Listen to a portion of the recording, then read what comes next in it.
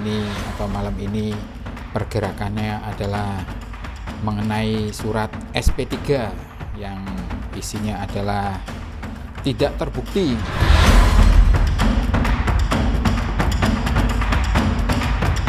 Lagi ini surat keterangannya, monggo nanti bisa dibaca sendiri nanti cara.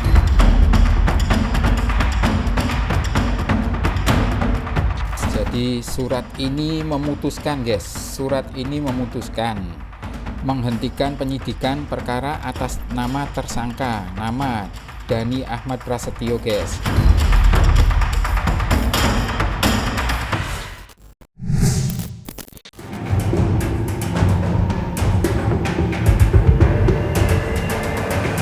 Usai mengunggah sebuah video berdurasi 24 menit yang berisi kompilasi dugaan gibah dan fitnah dari Maya Estianty. Nama musisi kondang Ahmad Dhani benar-benar menuai pro dan kontra. Dan yang menarik perhatian publik, punggawa grup legendaris Dewa 19 itu nampaknya semakin serius dan disebut-sebut tengah berupaya untuk membuktikan ucapannya. Terkhusus mengenai tudingan KDRT yang melekat di kisruh perceraiannya dengan sang mantan istri. Buktinya, melalui akun resmi media sosial yang dikelola oleh sang asisten, Ahmad Dhani baru saja memedikan sebuah video yang berisikan sebuah fakta di balik laporan polisi dugaan KDRT yang dilayangkan Maya pada tahun 2008 silam. Saya mengalami yang namanya kekerasan fisik, mengalami yang namanya memar dan lebam. Ada visumnya, ke Polda. Kali ini atau malam ini pergerakannya adalah mengenai surat SP3 yang isinya adalah tidak terbukti kalau ADP alias Ahmad Dhani Prasetyo alias Macan Surabaya melakukan KDRT atau kekerasan dalam rumah tangga. Nah ini guys, ternyata aku baru nemu surat SP3 guys, surat SP3. Apa itu surat SP3? Surat SP3 itu adalah surat perintah pemberhentian penyidikan guys. Lagi ini surat keterangannya, monggo nanti bisa dibaca sendiri. Nanti caranya bisa di-pause guys tuh. Tak pelanin ya guys ya. Pertamanya sih saya memang agak emosi karena kan saya juga punya anak kan, ya. Saya juga punya anak yang tentunya nggak kepingin dong ayahnya dibilang apa RT gitu kan, atau saya juga punya teman-teman dekat, tentunya juga saya nggak kepingin mereka berpikir bahwa saya adalah suami yang KDRT meskipun sudah ada surat SP3 gitu kan. Seperti diketahui, pasca dinyatakan resmi bercerai pada tahun 2008 silam, hubungan antara Ahmad Dhani dan Maya Estianty memang dikabarkan jauh dari kata harmonis. Berbagai kerikil kecil selalu saja muncul menodai kisah perjalanan hidup mereka. Bahkan, usai Ahmad Dhani memutuskan untuk merajut pernikahan dengan Mulan Jameela pun, konflik itu masih dikabarkan panas. Ditambah lagi, kala itu Maya digadang-gadang begitu berani dalam menguak semua cerita yang diduga terjadi selama pernikahan mereka. Tak tanggung-tanggung, Maya bahkan diberikan predikat sebagai duta KDRT, sebuah titel yang kemudian membuat Dhani semakin merasa terpojok.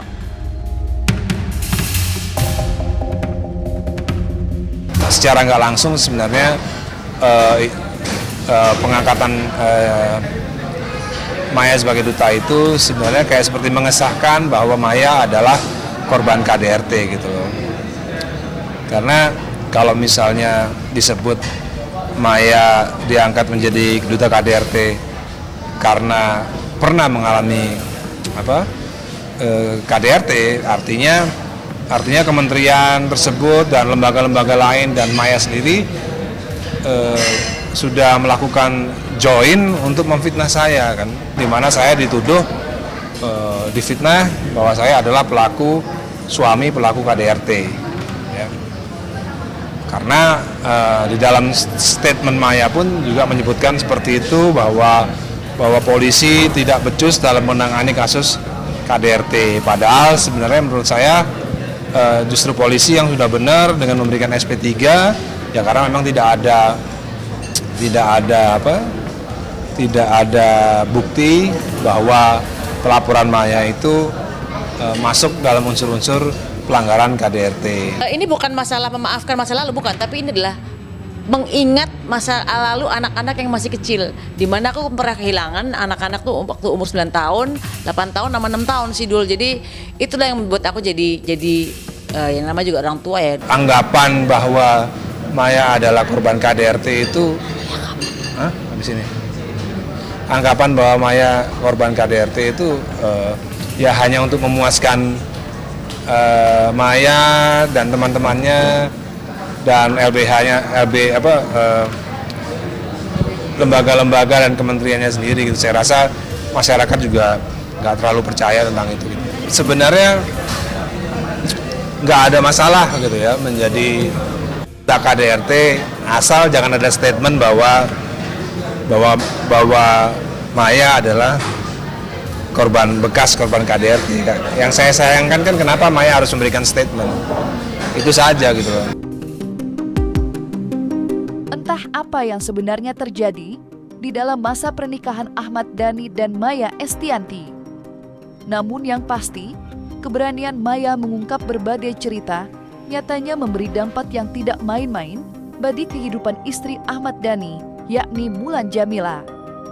Sebuah kenyataan pahit yang membuat Ahmad Dhani rela pasang badan untuk melindungi Mulan dari pedihnya cerca yang tiba. Hal itu seolah menjadi bukti bila aksi yang dilakukan Dhani saat ini masih sama persis dengan perilakunya sejak dulu, yaitu rela pasang badan demi melindungi Mulan Jamila tercinta. Sontak saja, publik pun dibuat penasaran langkah apa lagi yang akan diambil Dhani usai mengungkap surat SP3 di media sosialnya. Ya sebenarnya saya itu nggak kepingin Mulan itu berlarut-larut dalam menanggapi haters gitu loh ya. Karena haters itu kan nggak tahu apa-apa kan, Kalau aku ya, untuk apapun masalah, misalnya aku ngelewatin masalah yang pesan mama aku selalu bilang kamu harus sabar. Nggak ada ujian, Allah nggak mungkin ngasih ujian selagi manusia itu tidak sanggup. Itu berarti aku sanggup. Kalau aku bisa melewati dengan sabar dan berserah diri, ya pasti pahalanya itu besar sekali. Hidup di dunia yang dirasa sakit, tapi di akhirat kan hadiahnya banyak. Makanya ngelewatinnya ya aku selama ini, makanya ya udah diniatinnya baik aja gitu ya, diniatinnya baik. Mau ngedenger apapun, sesakit apapun, ya berusaha untuk memperbaiki diri aja. Mulan disebut merebut Ahmad Dhani dari Maya itu sebenarnya juga agak kurang cocok ya, karena sebagian besar dari haternya Maya menganggap Maya lebih cantik, ya kan nggak mungkin kan, masa Mulan yang lebih jelek katanya bisa merebut Ahmad Dhani dari Maya. Itu sebenarnya fakta yang agak kurang pas gitu ya. Ya sampai saat ini makanya aku juga aku ini kan masih lagi belajar untuk berdamai dengan siapapun gitu. Aku nggak, kalau istilahnya yang ricu-ricu di luar sana ya biarin lah gitu. Yang penting aku benahin diriku sendiri aja lah. Jadi sebenarnya perpisahan pasangan itu tentunya punya cerita ya di belakangnya, dan itu punya ingatan atau trauma tersendiri pada setiap orang begitu. Apa yang terjadi pada saat perceraian itu yang betul-betul tahu memang individu masing-masing begitu. Di mana biasanya terjadinya perpisahan atau perceraian karena adanya dua pandangan yang memang berbeda gitu ya.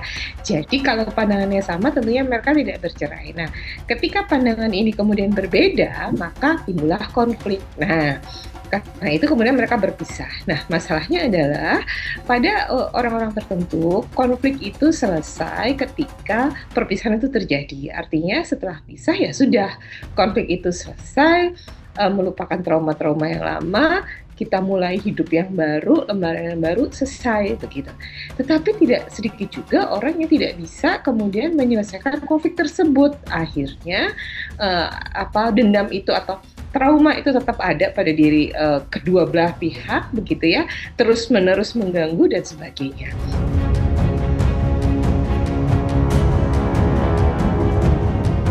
Resmi kandas di tahun 2008, pernikahan Maya Estianty dan Ahmad Dhani memang sudah tidak baik-baik saja, khususnya di beberapa tahun terakhir. Sejak tahun 2007 kabarnya, Maya sudah melayangkan gugatan cerai kepada Ahmad Dhani. Sebuah aksi tegas yang menjadi permulaan dari panjangannya deretan kisah pilu. Menariknya, ketika ditemui beberapa tahun yang lalu, Ahmad Dhani justru menguak fakta yang cukup berbeda, di mana Dhani mengakui bahwa dirinya sudah terlebih dahulu melayangkan talak kepada Maya, tepatnya di tahun 2006 silam.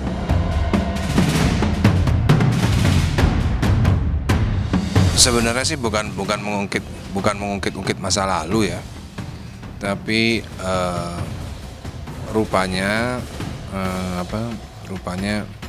banyak yang belum mengetahui, banyak yang belum menerima pemberitaannya itu dengan benar. Proses perceraian itu memang beritanya memang lebih santer, yaitu Maya menggugat cerai Ahmad Dhani di tahun 2007 bulan April atau Mei, lupa saya, sekitar bulan itu. Tapi sesungguhnya itu adalah rentetan peristiwa dari saya yang memberikan talak terlebih dahulu secara Islam ya. Saya memberikan talak melalui SMS. Alasannya kenapa, yaitu tidak perlu dijelaskan. Pokoknya saya memberikan talak melalui SMS di bulan Desember 2006 dan pemberitaannya terekspos bahwa Maya menggugat cerai, ya kan? Karena pihak ketiga, ada Mulan disebut dan lain-lain ya. Nah, padahal saya udah duluan memberikan talak di bulan Desember 2006. Ya walaupun sekarang aku udah move up, bukan move on lagi, udah move up ya gitu loh. Orang move on kan move on, ini lebih move up lagi lah gitu. Ya kan saya selalu bilang, saya ini cuma melakukan reaksi aja. Kalau ada aksi membuka fitnah-fitnah lama lagi, ya tentunya akan ada reaksi lagi. Dan tentunya reaksi itu akan juga menyulitkan Maya juga, dan akan merusak semua yang udah pernah terjalin beberapa bulan terakhir ini gitu. Jadikan ruang digital sebagai ruang penuh berkah, bukan bencana. Jadi siapkan diri kita untuk selalu mencari hal yang positif dan produktif, serta menghindari beragam hal negatif yang beracun dari dunia digital.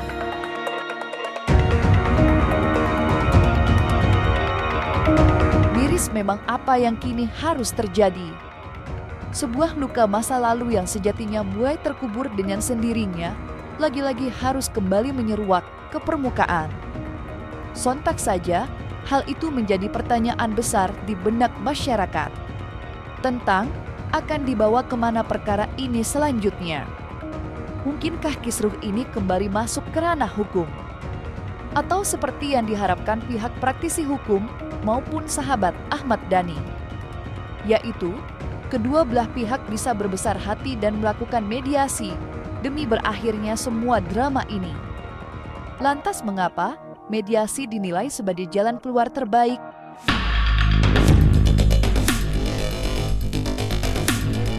Sebenarnya kan Ahmad Dhani sama Maya ini kan dulu pernah bersama lah ya kan. Ini ada mantan istri dan mantan suami, sudahlah. Hal-hal kayak gini mungkin duduk bersama. Menurut saya ya mungkin perlu duduk bersama lah. Selesaikan semuanya dengan baik dan damai. Kalau aku lihat sih sebetulnya nggak perlu lagi Mas Dhani dengan Bunda Maya. Mas Dhani perlu jaga hubungan dengan Bang Irwan kan, sama-sama sudah punya rumah tangga. Jadi udahlah, sebetulnya nggak usah saling menyindir, nggak usah saling bicarakan apa yang sudah terjadi, kan nggak bisa dirubah lagi sejarah itu. bisa nggak dimundurkan waktu, udah hampir 20 tahun loh. Tapi netizen belum move on juga. Kalau aku lihat dari real life ya, bukan di sosmed ya, itu sebetulnya udah nggak ada masalah, udah oke aja. Mungkin Mas Dhani terpancing netizen mungkin ya, terpancing dengan komen-komen netizen. Sekarang saatnya semua pihak untuk introspeksi diri, merenung, berpikir ya, menyalahkan diri sendiri. Karena untuk menyalahkan orang lain itu mudah saja. Anak kecil juga bisa kan, dan perlu kita pelajari gimana menyalahkan diri sendiri.